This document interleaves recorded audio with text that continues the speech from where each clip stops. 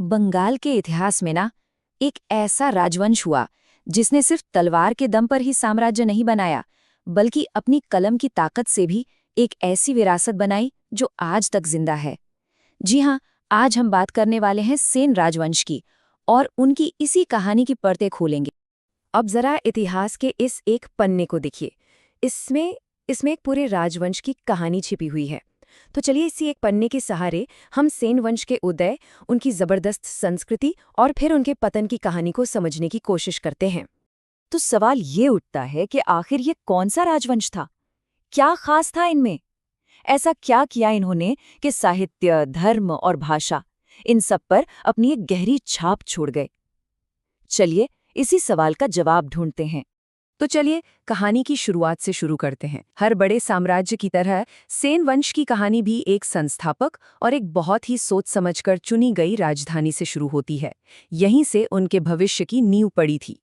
तो इस राजवंश की नींव रखी थी सामंत सेन ने, और उन्होंने अपनी राजधानी मतलब अपना पार सेंटर बनाया नदिया को, जिसे लखनौती भी कहते थे। बस यहीं से एक बड़े साम्राज्य का सपना देखा गया और उसे सच करने का सफर भी शुरू हो गया। देखिए, नींव रखना तो एक बात है, पर उस नींव पर एक मजबूत इमारत खड़ी करना वो बिल्कुल अलग बात है ना? तो साम्राज्य को उसकी असली पहचान देने का जिम्मा आया अगले शासक पर, और उन्होंने तो कमाल ही कर दिया। एक छोटी सी रियासत को एक आजाद साम्राज्य में बदल दिया। और ये शासक थे विजय सेन। यही वो राजा थे जिन्होंने सेन वंश को दूसरों की गुलामी से आजाद करवाया और उसे एक इंडिपेंडेंट पहचान दी। सच कहूं तो ये सेन इतिहास का सबसे बड़ा टर्निंग पॉइंट था। अब विजय सेन के शासन की ना दो बड़ी खास बातें थीं। पहले, वो पहले आजाद सेन शासक थे, और दूसरी, वो भगवान शिव के बहुत बड़े भक्त थे। मतलब एक तरफ राजनीति और दूसरी तरफ धर्म। इन्हीं दो चीजों ने उनके राज को एक अलग ही पहचान दी। और अपनी इसी गहरी आस्था को दिखाने के लिए उन्होंने देवपाड़ा में एक बहुत ही भव्य मंदिर बनवाया, प्रद्युम्नेश्वर मंदिर। ये सिर्फ एक मंदिर नहीं था, समझ लीजिए ये उनकी शक्ति और उनकी धार्मिक सोच का एक जीता जागता सबूत था। तो जब साम्राज्य मजबूत हो गया और लड़ाइयां थोड़ी कम हुईं, तो फोकस शिफ्ट हुआ तलवार से कलम की तरफ। मतलब अब बारी थी कला और संस्कृति की। और यहीं से सेन राजवंश के उस सुनहरे दौर की शुरुआत हुई जिसे हम गोल्डन एज कह सकते हैं। और इस कल्चरल रेवोल्यूशन के लीडर कौन थे? अगले राजा भल्लाल सेन।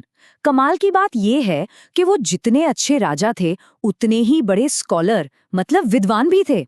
उन्होंने खुद दो बहुत फेमस किताबें लिखी, दान सागर और अद्भुत सागर। यहाँ एक बड़ी दिलचस्प बात है।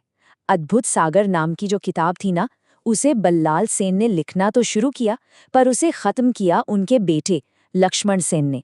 मतलब लिटरेचर तो जैसे इनकी फैमिली में ही था। पिता ने शुरू किया, बेटे ने पूरा किया। कितना बढ़िया है ना?